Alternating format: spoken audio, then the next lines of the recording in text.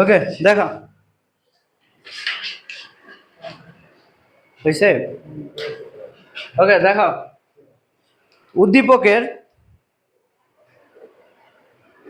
E1 ও E2 এর ক্ষেত্রে পাউলির বর্জনীতি প্রযোজ্য কিনা ব্যাখ্যা করো। E1 কোথায় আর E2 কোথায় বলো। এখানে E1 আছে, এখানে E2 আছে না। সো এটা হলো প্রথম অংশ। হুন্ডের নিয়মে একটি পরমাণু ইলেকট্রন বিন্যাস নিম্নরূপ। হুন্ডের নীতি তো আমরা জানি, ইলেকট্রন প্রথমে একটা করে চাই, পরে কি হয় ডাবল হয়। ওকে এখন এটা হলো 1s 2s, এটা হলো 2p। বলতে পারবে এটা কোন মৌলের ইলেকট্রন বিন্যাস? এখানে s এর মধ্যে কয়টা আছে? 1s এর মধ্যে দুইটা, 1s 2। 2s এর মধ্যে কয়টা আছে? দুইটা। বুঝতে পারতেছো? 1s 2 2s 2 2p2। তাহলে এটা হলো কার্বনের ইলেকট্রন বিন্যাস। আর আমাকে কোশ্চেনে কি বলছে? E1 ও E2 এর ক্ষেত্রে পাউলি বর্জনীতি ব্যাখ্যা করো। তাহলে E1 কে যে এইটা না, এই উল্টা ইলেকট্রন না, আর E2 কে সোজা ইলেকট্রন না। তাহলে এই ইলেকট্রনের জন্য n এর মান কত হবে? 1। এই যে 1 এসে আছে, l এর মান কত হবে? এসে আছে না 0। n m এর মান কত হবে? 0 হবে। আর s এর মান কত হবে? এটা কি উল্টা না? এই জন্য মাইনাস হাফ। ওকে আমরা যদি এই ইলেকট্রনের জন্য চিন্তা করি, এই ইলেকট্রনের জন্য n এর মান কত? 2p2 তে আছে না, তাহলে n এর মান হবে 2। l এর মান কত হবে? যেহেতু p তে আছে sp 0 1 nl। এরপর m এর মান কত হবে? এটা কি দুই এখানে আছে না, প্রথমটা কি এটা মাঝখানটা কি হয় 0 হয়, যেহেতু p এটা হয় -1, এটা কি হয় +1। তাহলে m এর মান এখানে কত আসবে? 0। s এর মান কত আসবে? সোজা না, তাহলে প্লাস হাফ। বুঝতে পারছো? এখন এটা পাউলি বর্জনীতি মেনে চলে কিনা? অবভিয়াসলি মেনে চলে। n এর মান 1, ওইখানে n এর মান 2, এমনি একটাতে ডিফারেন্স চলে আসছে। আমার একটা ডিফারেন্স আসলে তো পাউলি বর্জনীতি মেনে চলে। যদি চারটাই সেম টু সেম হয়ে যেত তাহলে মেনে চলতো না। বুঝতে পারছো? ওকে জাস্ট এটা তুমি একটু সাজিয়ে লিখে দিবা, তাহলে হয়ে যাবে। সেই যে পাউলি বর্জনীতি হলো এটা, যে কোনো একটি পরমাণু চারটি কোয়ান্টাম সংখ্যার মান কখনো একই হতে পারে না। আর এটা আমরা মনে রাখতে পারি স্টার 1 to 4 এর যে বেসিক ক্লাসে এটা আমরা দেখছিলাম। ওকে আর এগুলো আমরা জানি। এখন খেয়াল করো আমরা কি কি পড়লাম এটা একটু দেখি। আমরা মূলত যে এই পাশের প্রশ্নটুকু সবকিছু পড়ে ফেলছি, এইগুলা থেকে তো কোশ্চেন আসে নাকি? এই পাশেগুলো ডান। এখন আমাদের ওই পাশেরগুলো আছে এবং সবগুলাই হলো ম্যাথমেটিক্যাল টার্ম। এই পাশে যা দেখতেছে সবগুলা ম্যাথ, তরঙ্গ দৈর্ঘ্যের ম্যাথ, শক্তির মান। সো এগুলা আমি জাস্ট একটা সিকিউ করাইছিলাম না, ওইখানে তরঙ্গ দৈর্ঘ্য বের করাইছিলাম, তরঙ্গ সংখ্যা, শক্তি বের করাইছিলাম, মনে আছে? জাস্ট একটা সিকিউ করাইলাম না, যে 5 নম্বর কক্ষপথ থেকে 2 নম্বর কক্ষপথে একটা ইলেকট্রন আসলে ওই ইলেকট্রন কতটুকু শক্তি বিকিরণ করবে, কতটুকু তরঙ্গ দৈর্ঘ্য হবে, তরঙ্গ সংখ্যা কত, কম্পাঙ্ক কত। মনে নাই? মনে না থাকলেও সমস্যা নেই, গ্রুপের মধ্যে স্ক্রিনশট আছে, আমি পাঠাই দিছি তোমাদের গ্রুপে, ঠিক আছে? আর ওইখান থেকে শক্তিমান বের করছি। বর্ণালীও কি সেম জিনিস না? বর্ণালী মানে কি? ল্যামডার সাথে কম্পেয়ার করতে হবে। বেনিয়ার সহগলা 7টা যে রং আছে, দ্রাব্যতা, পদক্ষেপ, সময়, প্রভাব। সো আমরা সেকেন্ড পোর্শনটুকু শুরু করি। দেখো সো তরঙ্গ দৈর্ঘ্য থেকে আমাদের কিভাবে আসে সিকিউ গুলা, এগুলো একটু আমরা দেখি। তোমরা কোশ্চেনটা পড়ো, একটু কোশ্চেনটা পড়ো, কোশ্চেনটা পড়ো, সবাই কোশ্চেনটা পড়ো। কি বলছে দেখো, হাইড্রোজেনের পারমাণবিক বর্ণালী পেশচেন সিরিজ। কয়টা সিরিজ আছে আমাদের বইতে? Lyman, Balmer, Paschen, Brackett, Pfund, Humphreys. So Lyman কি 1 নাম্বার না? আর পেশচেন কয় নাম্বার? 3 নাম্বার। ওকে সো এখানে বলছে হাইড্রোজেনের পারমাণবিক বর্ণালী পেশচেন সিরিজ। ওকে কোশ্চেন কি বলছে? উদ্দীপকের 1 নং অনুসারে কোন রেখার তরঙ্গ দৈর্ঘ্য এত ন্যানোমিটার হলে ইলেকট্রনটি কোন শক্তি স্তর হতে ধাপান্তরিত হলো গাণিতিকভাবে ব্যাখ্যা করো। এই ক্ষেত্রে বর্ণালী যে একটা সূত্র ছিল, মনে আছে ওইটা? কি সূত্র ছিল? 1/λ = RH রিডব্যাক constant 1/n1² 1 - n2² into z²। তো z² তুমি RH এর সাথে বলতে পারতা, z দ্বারা প্রোটন সংখ্যা বোঝাই, তাই না? হাইড্রোজেন বললে z এর মান কত হয়? 1 হয়। সো নরমালি এই ধরনের কোশ্চেন আসে, এগুলা কিভাবে করব? এখানে রিডব্যাক কনস্ট্যান্টের একটা ভ্যালু আছে, এটা আমরা জানি 10 96 78, এটা পার সেন্টিমিটারে দেওয়া আছে। কিন্তু এটা আমরা চাইলে পার মিটার নিতে পারি, পার ন্যানোমিটারও নিতে পারি। সো ন্যানোমিটারে আমরা কখন নিব? তরঙ্গ দৈর্ঘ্যটা ন্যানোমিটারে আমরা কখন নেওয়ার প্রয়োজন বোধ করবো? যখন দেখবো কি রঙের বর্ণালী দেখা যাবে, এটা বলতে বলছে। কারণ আমরা তো রঙের যে বেনিয়ার সহগল আছে ন্যানোমিটার রেঞ্জে শিখি। আর পার সেন্টিমিটার ওইটা ফর এমসিকিউ, সিকিউতে কোনো কাজেই লাগে না। আর মিটারে কখন নিব? যখন আমাকে শক্তি বের করতে বলবে। কারণ আমি কি জানি দেখো তো, E equal to H C by lambda জানি না।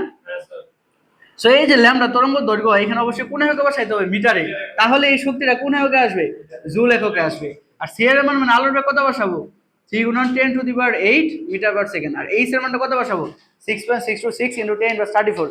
সব কিছু লেখা আছে, নেক্সট স্লাইডে দেখাই দিচ্ছি। আমি জাস্ট তোমাকে ডেমো দেখাই যাচ্ছি যে এই বর্ণালী থেকে কি কি সিকিউ আমাদের আসতে পারে। সো এই যে এখানে খেয়াল করো বরিশালে আসছে, এটা বরিশাল 23-এ কি আসছে এখানে দেখো তো, এক্স এবং ওয়াই দুটি মৌল দেওয়া আছে। এক্স এর পারমাণবিক সংখ্যা 1, ওয়াই এর পারমাণবিক সংখ্যা 26। কোশ্চেন করছে কি এক্স মৌলের এন শেল হতে এল শেলে ইলেকট্রন স্থানান্তরিত হলে বিকিরিত রশ্মির তরঙ্গ দৈর্ঘ্য হিসাব করো।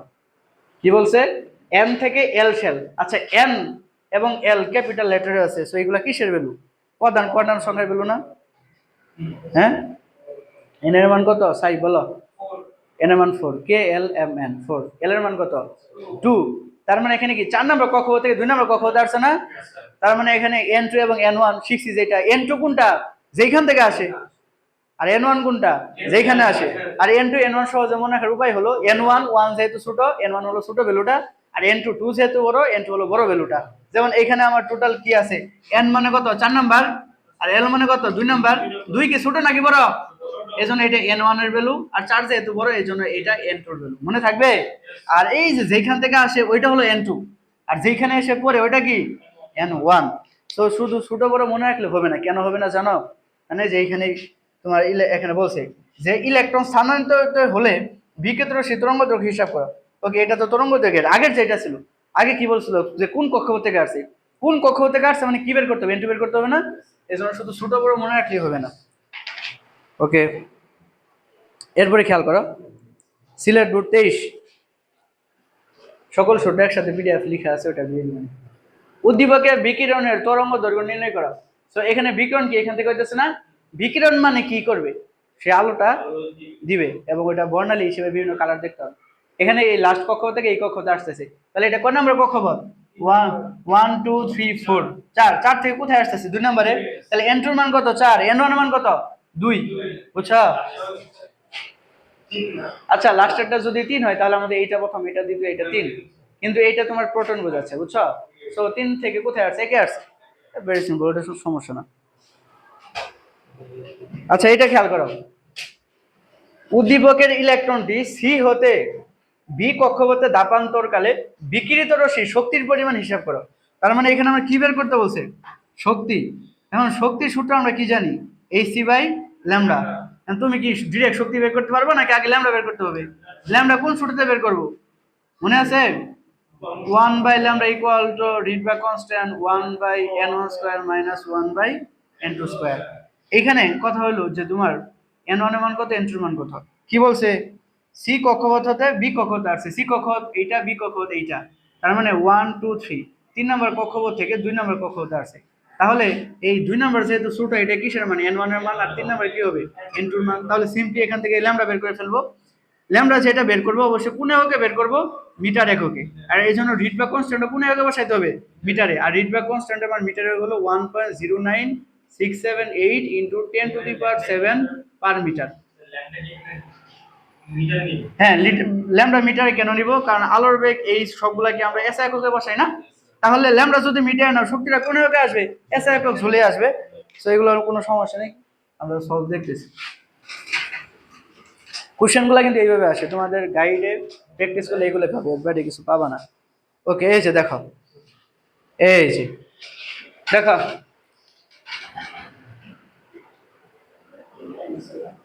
1 by lambda equal to Rydberg constant 1 by n1 square minus 1 by n2 square। বুঝতে পারছো? ওই দেখো দেখো এই দেখো।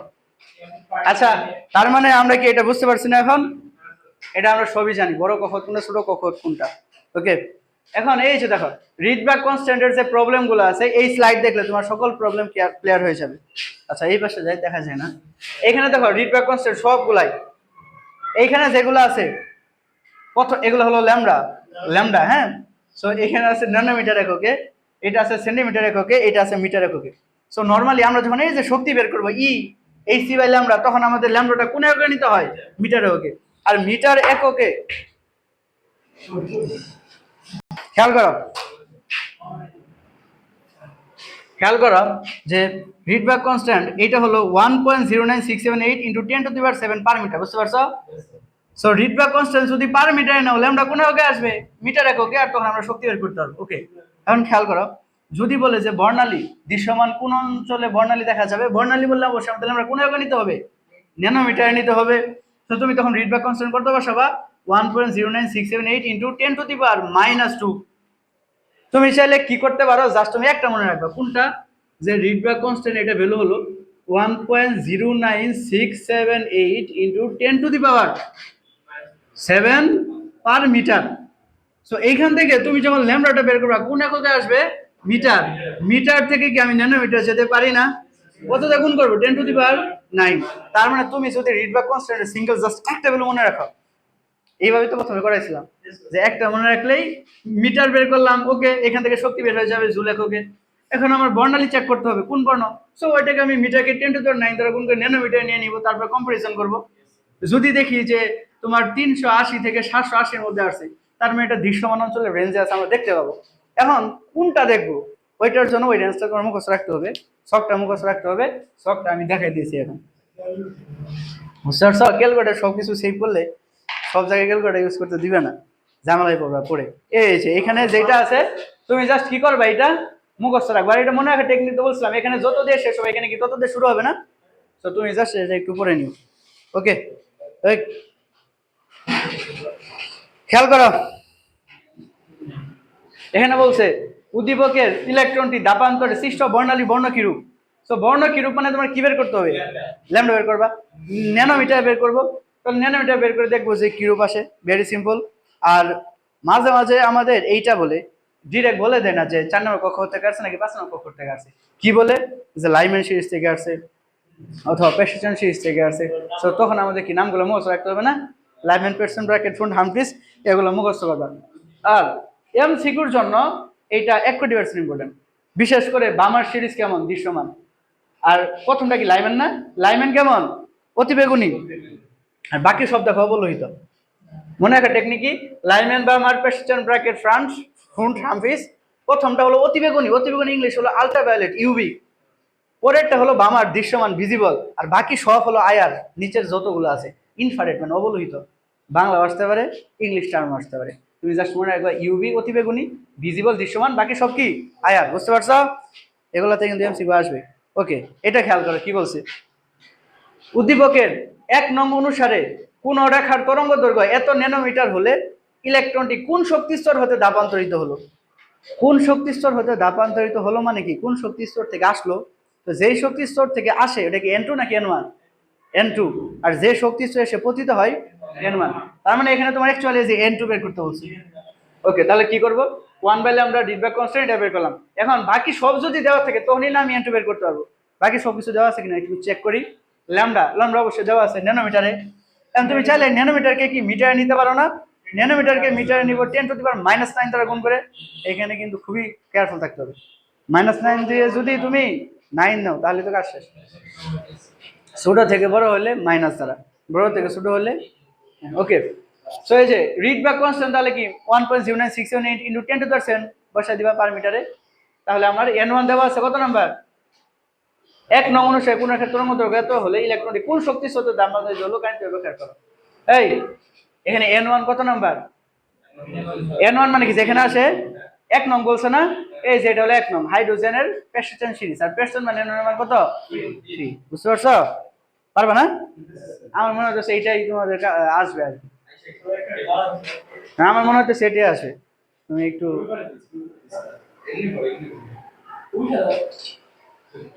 এটাই আসবে, মানে আসলে এই টাইপই আসবে যে কোন জায়গা থেকে আসছে, তখন ভুল করে না যে 1 নং কক্ষ বলছে 1 নং মানে প্রেসিডেন্ট সিরিজ, N1 এর মান 3, N2 বের করতে হবে। আবার ল্যামডা বসাতে ভুল করো না, ল্যামডা কোন ভাবে বসাবা, মিটার, আর ন্যানোমিটার থেকে মিটার কিভাবে নিব, ছোট থেকে বড় মাইনাস দিয়ে গুণ করবো, শেষ, সিম্পল। ওকে, -9 রাইট। এরপরে দেখো শক্তি থেকে আমাদের আসতে পারে, তাহলে এতক্ষণ কি করলাম, বর্ণালী ম্যাথ করছি, তরঙ্গ দৈর্ঘ্য ম্যাথ করছি, এখন আমরা করতেছি শক্তির ম্যাথ। তাহলে আমাদের বর্ণালী রিলেটেড সব শেষ, বর্ণালী রিলেটেড। তো শক্তি, এখন লেটস সে এটা হলো একটা প্রোটন বা পরমাণু, এটা হলো দ্বিতীয় কক্ষপথ, এটা তৃতীয় কক্ষপথ, বলো তো কোন কক্ষপথে শক্তি বেশি, দ্বিতীয় নাকি তৃতীয়? অবশ্যই তৃতীয়। তুমি যত উপরে যাবে তত কক্ষপথের শক্তি বৃদ্ধি পাবে। তাহলে তুমি যদি একটা ইলেকট্রন, লেটস যে কোনো একটা ইলেকট্রন 2 নম্বর কক্ষপথ থেকে 1 নম্বর কক্ষপথ আসতেছে, তাহলে এটা 2 নম্বর কক্ষপথ, এটা হলো 1 নম্বর কক্ষপথ, অথবা এটা 3 নম্বর, এটা ধরো 2 নম্বর, তাহলে অবশ্যই কি একটা শক্তি পার্থক্য পাওয়া যাবে না? শক্তি পার্থক্য আমরা কেমনে বের করব? বড় কক্ষপথের শক্তি থেকে ছোট কক্ষপথের শক্তি মাইনাস করব। কারণ বড় কক্ষপথের শক্তি কি হবে, এটা না বিভিন্ন ভাবে করা যায়। আগে এটা দেখাই, AC বাই ল্যামডা, এইটাও হবে AC বাই ল্যামডা। তাহলে এটা যেহেতু 3 নাম্বার, এই আর সি কি দুটার জন্য সেম না, যেহেতু কনস্ট্যান্ট, এটা হবে ল্যামডা 3, এটা হবে ল্যামডা 2, বুঝো নাই? আচ্ছা, এখন ল্যামডা 3 এটা আবার কিভাবে বের করব? ওই যে আছে না 1 বাই ল্যামডা ইকুয়াল টু হিট বা কনস্ট্যান্ট, ওইখান থেকে এইটা বের করবে, এখানে বসাবা, এখানে বসাবা, কিন্তু এটা তো বিভিন্ন ঝামেলার বিষয়। তাহলে এই প্রসেসটাও হবে, কিন্তু এটা কি বিগ সাইজ না? তার মানে আমাদের স্মল সাইজ শিখতে হবে। স্মল সাইজ কি, তুমি জাস্ট এর সূত্র বসা দিবা, এর একটা আলাদা সূত্র আছে, মানে ইলেকট্রনের যে শক্তি, এটা বের করার শক্তি আছে। বুঝো না কথা? কি বুঝছো? ধরো এই যে সূত্র আমি সবগুলো দেখাইছি কিন্তু ভুলে গেছি। এটা প্লাস, এরকম অনেকগুলো কক্ষপথ আছে। ধরো এই কক্ষপথ থেকে এইটা কোন নম্বর কক্ষপথ? 3 নম্বর কক্ষপথ। 3 নম্বর কক্ষপথে একটা ইলেকট্রন ঘুরতেছে, যেহেতু ইলেকট্রন ঘুরতেছে অবশ্যই ইলেকট্রনের একটা বেগ থাকবে। এটা যেহেতু 3 নম্বর কক্ষপথ, এই জন্য বিএন এর মান কত হবে? V3। অবশ্যই এই ইলেকট্রনের একটা ব্যাসার্ধ নিয়ে ঘুরতেছে, অবশ্যই এটা একটা ব্যাসার্ধ থাকবে Rn, এবং ইলেকট্রন যেহেতু ঘুরতেছে মধ্যে অবশ্যই একটা শক্তি থাকবে না? শক্তি কি হবে? En। সো কোন একটা কক্ষপথে একটা ইলেকট্রনের মোস্ট প্রবাবলি 3টা জিনিস থাকে, একটা হলো ব্যাসার্ধ, আরেকটা হলো বেগ, আরেকটা হলো শক্তি, এবং 3টাই সূত্র আছে, সিজিএস এককে আছে, এসআই এককেও আছে। বাট আমরা এসআই একক এটা মুখস্থ করবো, পিডিএফ এর আগে পড়াইছি, ওইটা তোমরা মুখস্থ করে নিলেই হয়ে গেল, ঠিক আছে?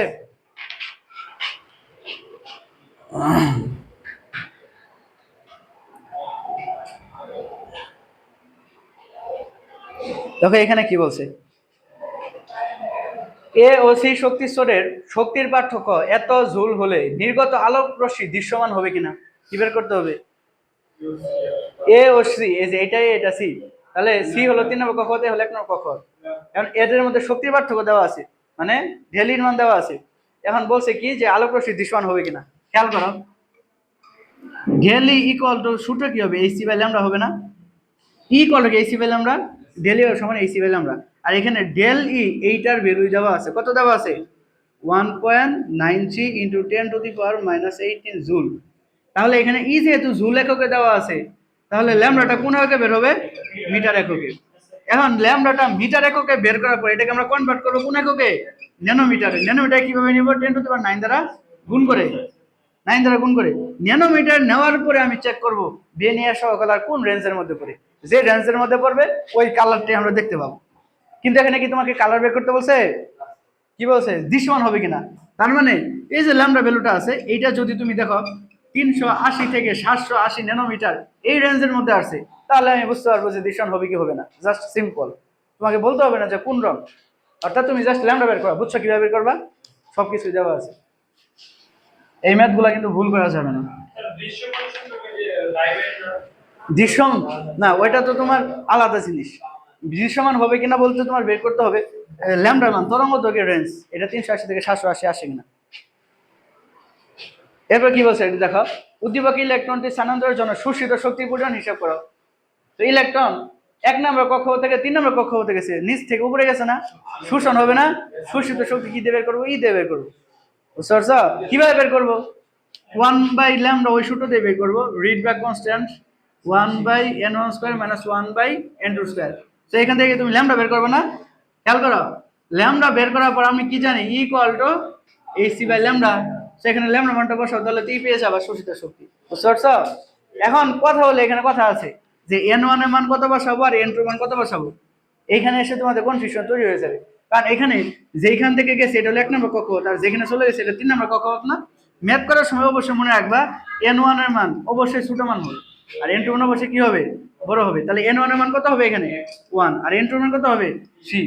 এটা কখনোই কনফিউশন করবে না, ঠিক আছে? যে n1 হলো যেখানে আসে ওইটা ঠিক আছে, কিন্তু যদি শোষণ হয় তারপরেও n1 ছোটটাই বসাবা, না হলে কি হবে জানো? ল্যামডা মানটা মাইনাস চলে আসবে। আর তরঙ্গ দৈর্ঘ্য কি কখনো মাইনাস হতে পারে না, এই জন্য আমরা কি করতে হবে? n1 অবভিয়াসলি ছোট নিতে হবে সব সময়। মডুলাস দেওয়া যায়, কিন্তু এটা তো জেনারেল ম্যাথ না বা হায়ার ম্যাথ না যে তুমি মডুলাস ঠিক করে দিবা। কেমিস্ট্রি বুঝো নাই? কেমিস্ট্রির মধ্যে মডুলাস দেওয়া যাবে না। ওকে, সো এগুলাই ছিল মূলত আমাদের। আমরা এতক্ষণ কি কি বললাম বলো তো? দেখো তো আমরা সবকিছু পড়ে ফেলছি কিনা। এই, আমরা এর মধ্যে কি কি পড়ছি আর কি কি পড়ি নাই এটা একটু খেয়াল করো। রাদারফোর্ড এটা পড়ছি, কোয়ান্টাম সংখ্যা, আবহাওয়া পরিবর্তন নীতি, ঘূর্ণন নীতি, তরঙ্গ দৈর্ঘ্য, শক্তির মান, বর্ণালী। পড়ি নাই জাস্ট এই জিনিসগুলা, দ্রাব্যতা। আরেকটা জিনিস পড়ি নাই, আয়ন শনাক্তকরণ, এবং আয়ন শনাক্তকরণ মাস্ট আছে। তো এখন আমরা আয়ন শনাক্তকরণটা শুরু করব, ঠিক আছে?